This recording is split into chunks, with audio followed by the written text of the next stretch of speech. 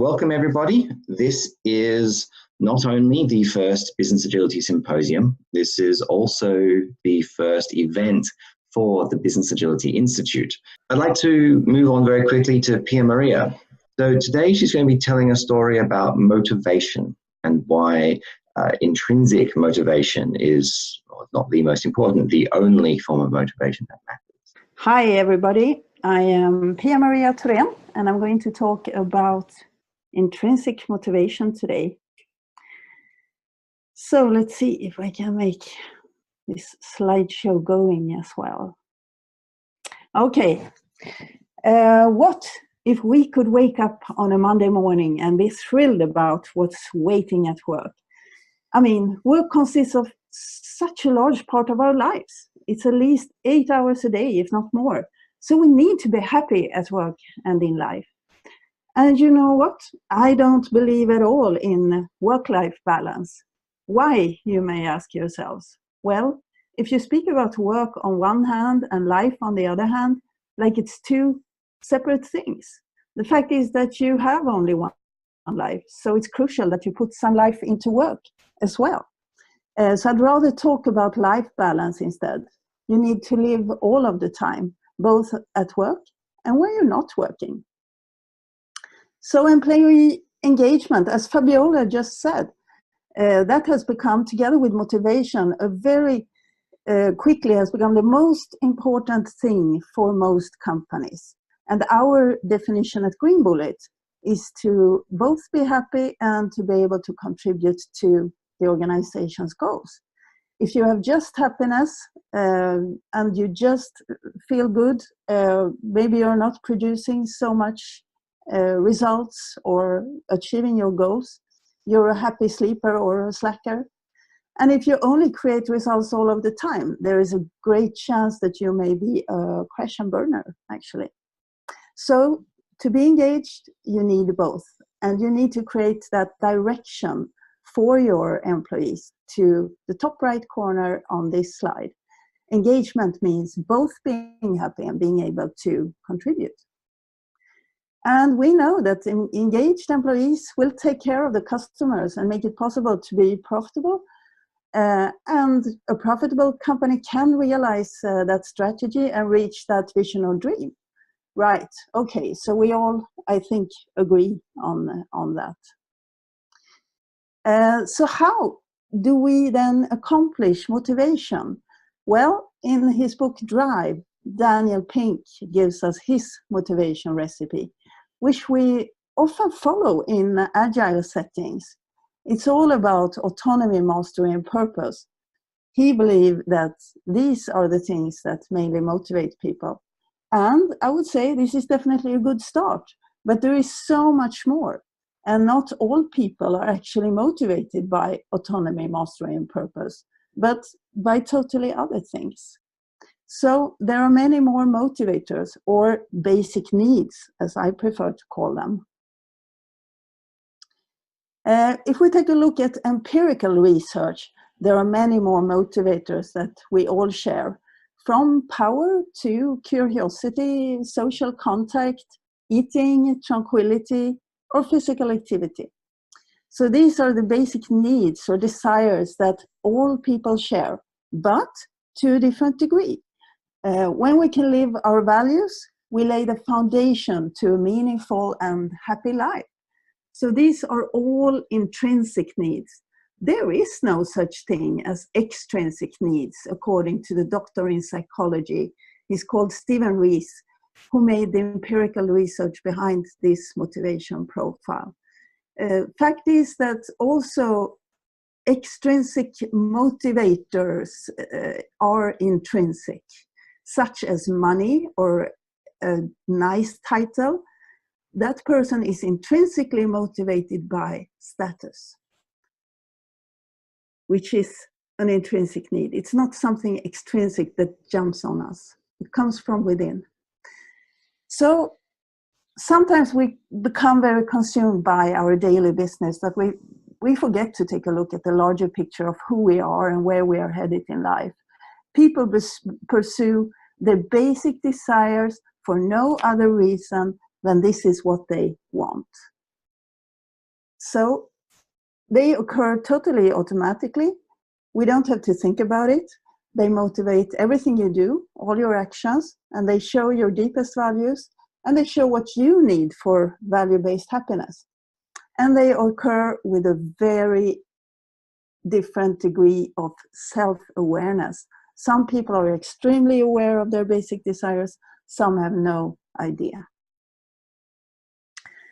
The empirical studies behind this was made between 1995 and 1998, and around 8,000 people were asked anonymously in the US and Canada in North America, and then it was validated in Japan and Europe with around 1,000 people. And the questions were, what motivates you? What makes you happy? What makes you tick, in essence? And there were clear statements that differentiates people from one another. So Stephen and his assistant Susan collected over 400 different motives, and they categorized them into the 16 basic desires or life motives. And today, 110,000 people have done the Reese motivation profile, which is really a very powerful tool. The first finding is that the basic desires and answers the questions, what is the intention of your actions? Why do you do what you do? And the second finding is that you're motivated by these needs with a very different intensity. And this is what separates us from one another and makes us unique, like a fingerprint. We are all unique creatures. And the third finding is that we all think that our own values are the best. And Stephen calls this self-hugging. So there is no one really who knows you better than you. And who are you? And why do you do what you do? So we see a lot of people on this slide. What do they all have in common? Well, we can see they are in the same place at the same time. But they also share the same 16 basic needs, but to a different degree. And this is what makes us different and unique. This is also the reason why some people have a difficulty to buy into agile values. They don't have the traits that characterize an agile person's value structure. This is all about value structure. We'll briefly touch on each basic desire that all of us have. And the first one is actually power. And that is the desire to influence and decide.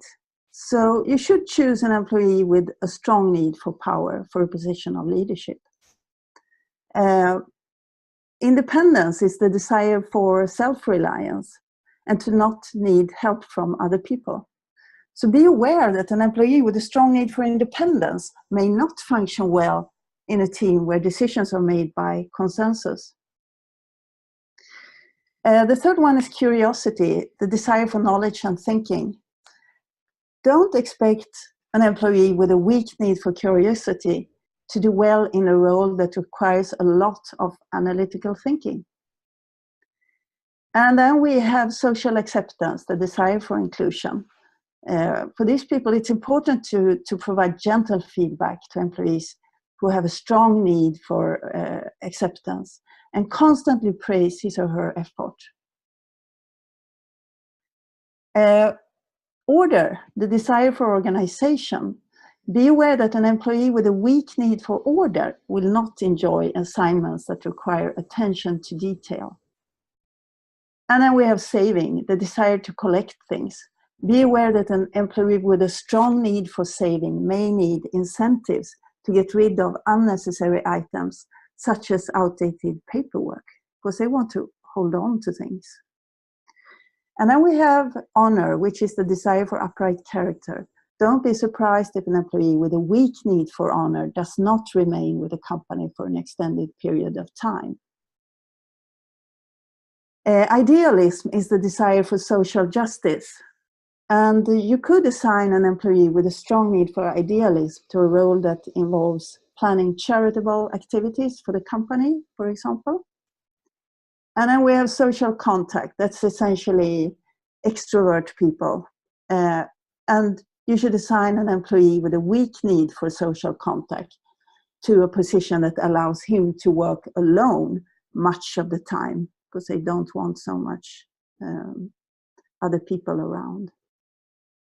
There is also a desire for beauty, and you should allow an employee with a strong need for beauty to decorate his workplace. And family, the desire to raise one's own children. Don't assign an employee with a strong need for family to a position that requires a lot of travel. And then we have status, the desire for social standing. You should reward an employee with a strong need for status with perks such as a fancy title or a desirable parking spot identified with his or her name. And vengeance or winning. This is actually the same need. They were correlated to a very large degree, so they are the same need. It's the desire to win and get even. So you should provide an employee with a strong need for vengeance with socially appropriate opportunities to compete and win. Eating, the desire to consume food. Offer attractive food choices in the company cafeteria, which will delight the employees with a strong need for eating. And physical activity, the desire to exercise our muscles. Reward an employee with a strong need for physical activity with a 6-month membership to a local fitness center, for example. And tranquility is the last one. This is the desire for emotional calm. You should not assign an employee with a strong need for tranquility to a role that requires risk-taking. And those are all the 16 basic desires. So we do not perceive reality as what it's like, but as we are. We think our values lead to the greatest possible happiness in life, not just for ourselves, but for everyone else as well. And when we realize our needs, we think we've learned something about human nature, but we have really just learned something about ourselves. So we see our own intentions. They are invisible to other people. We see others' actions, which are visible to us. Their intentions can only be seen by themselves, unless, of course, they share their risk profile. So the same basic desire at varying degrees of strength produces different, even opposite personality traits. So the core of humans consists of 16 basic desires. This is the person without any environment, only the person, the core of the person. And this is the intrinsic motivation, why the person do different things in different contexts. And then you put a certain person in a situation or a specific environment, you see beliefs, rituals, skills, and behaviors coming out. Put the person in a different context and another behavior will be seen. Help each person to find the right task. This is lived respect for the individuality. And true success is really to be happy in life and live your needs to the fullest. So we really don't see the world as it really is, but from our own perspective, our own glasses. We see the world as we are. And by knowing more about each other's basic needs, we can create high-performing teams that understand how to use every team member in the best possible way. And the necessary psychological safety is something that you get for free when you get to know your team. But the psychological safety presentation is another one. So, in an organization where we can create prerequisites for motivation and engagement by building them into the whole system, respecting that people have different basic needs, we have a greater chance of making our customers happy and loyal and be a profitable company that can realize that dream. In the end, the only thing for creating great things together is motivation. And finding basic desires in people and being able to create prerequisites for living them inside the organization. The truth is that very little would be produced if we did not have any motivation. You can read more about risk motivation and many other things in my book called Agile People, a radical approach for HR and managers that leads to motivated employees. And with that, I would like to thank you